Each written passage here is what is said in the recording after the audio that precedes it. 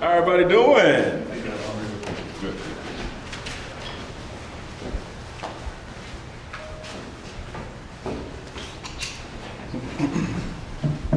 Now that Josh has kind of got in the flow of things, had some chemistry with Jared in that first game together.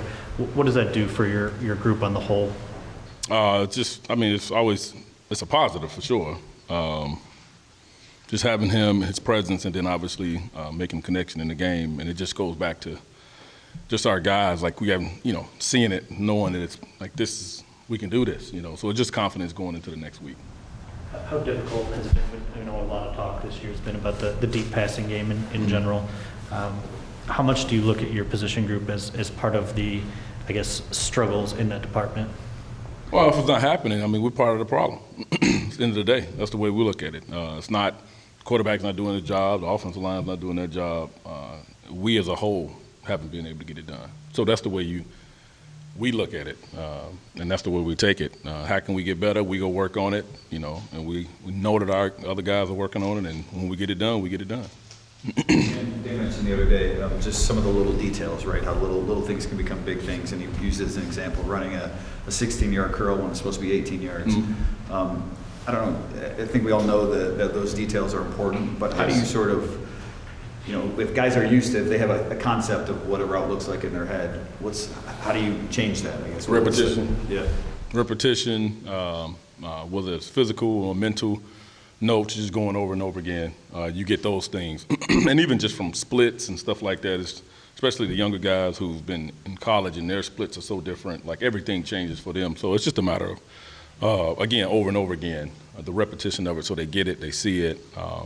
And again, it's not, it's not something that's occurring a lot. We've gotten better, but it matters when it matters. It matters. For us, it matters every time. We want you to be at a certain spot. When you're supposed to be there, and that's the biggest thing we preach: being where you're supposed to be when you're supposed to be there. So, are those hard habits to break in this late in the season? Should they be? I think not be an issue. They've been breaking so many habits, and I think we've gotten to that point. And now you'll have one here, one there, but even you can get to the point where you're clean, completely. And we've had a game or two when we've been completely clean, and we have some games where we've been almost clean. When you got a split or again a depth. And you want to be exact because the timing of it for the quarterback, especially in third down and stuff like that, that stuff really matters. So. Dan said that he wants to, he's acknowledged that play calling is an area he can grow in. As a coaching staff, how have you guys tried to help him adjust to that as well? Already your first. Dan, call this. No, we see what he's doing. We encourage him. We get together and talk about everything under the sun when it comes to play calling and what's going in the game plan. You see the third downs and the runs and stuff. We see the stuff, and we call it one time. You see it works, we come back to it.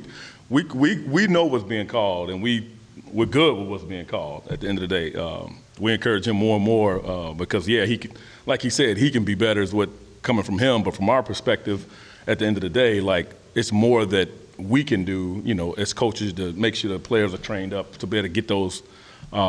Get that first down conversion or first and second down, be where you're supposed to be like we talked about a second ago. But because at the end of the day, the stuff that we put in, we sit down and game plan, it's good. It's good stuff. So I encourage him to keep dialing up.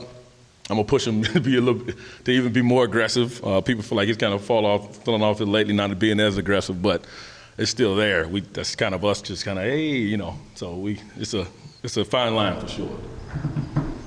There was a lot of excitement with the acquisition of Trinity Benson. You guys liked what he did in the preseason in Denver. Hasn't translated yet here. Yeah, not in the games, that's for sure. And it's call it the preparation in terms of getting ready, and then just wanting to see it quicker. It just hadn't happened yet. And now he has an injury it's been one game, right? Two games. That's right, because we had the short week. That's what it was. And now he's been out 2 games. Expect to get him back this week and see him contribute because you see it. You see it show up. You see it happen. You see him making plays over and over again in practice. Just got to get to translate. At the end of the day, that's what it is. We just got to get to translate. So you remain optimistic based on what you're seeing on the practice field? No question. It's not we just got to get to translate. Certainly remain optimistic of what he's doing and what you see him doing in practice. Again, we got to get it get it to the field, get it to the game. You've been around this league for a long time, both as a player and now as a coach. So what is the key to translating good practice habits to a game? And are there some guys that just naturally do that better than others? Well, that's one thing that the natural part of it, but the other thing is just continue to put him in the right position too. That's the other thing, and we've been doing it. And then you get a chance to call certain plays, and you can't get them called because your game plan changes. Now you got to go a different route in terms of the way the flow of the game happens and stuff like that. Again, for me, I think it's coming. It's just a matter of time. And the first response would be, well, it's been time. Well, need a little bit more time, and sometimes that's how it happens. When you're talking with your fellow coaches about everything under the sun, does the money that's being thrown around in college football come up? Yeah, especially, I guess, the last 2 days, I guess it's been like, what? And some of the stuff we hear, because you're a coach, other college coaches, they tell you what they hear and what's really going down. Is just like, that is crazy, but that's that industry. It is what it is, and that's why they need to pay those players. No, just let me get off that tip. But yeah, it's just we talk about it all the time, but it's not a jump ship. Coaching college is a different deal now. From what I hear, that's a whole different ball game. So the recruiting and stuff. So that's a different ball game. Any users got money like that? I'm sure they do. I'm not sure if that's something they want to do like that, but they are spending some money out there for sure. This is probably getting way too forward thinking, but this team is probably going to be looking for receiving talent in the offseason. Way too forward You thinking. never peak at college tape during the season? Do I what? Do you ever peek at college games, top guys in college games during the season? Oh, or do I you- watch them, not particularly just to see top guys. I just love ball. Yeah. So it's, and you see a guy flash, you're like, oh, who is that? And stuff like that. But at the end of the day, like, our scouting department does great. They're going to have a list like, hey, these are the guys, and then you yay or nay them from that standpoint. But Just show up at February meetings and worry about it then? yeah, because you don't have time now anyway. It's not when the season ends, you can jump into some of that. Yeah, Coach, just one thing. You've had limited plays in the last 2 games, 45 snaps in one game, 46 in another. How much does that limit what you can do and possess the ball so little? A lot of it's third down. I mean, we got to convert on third down, but it's hard when you have.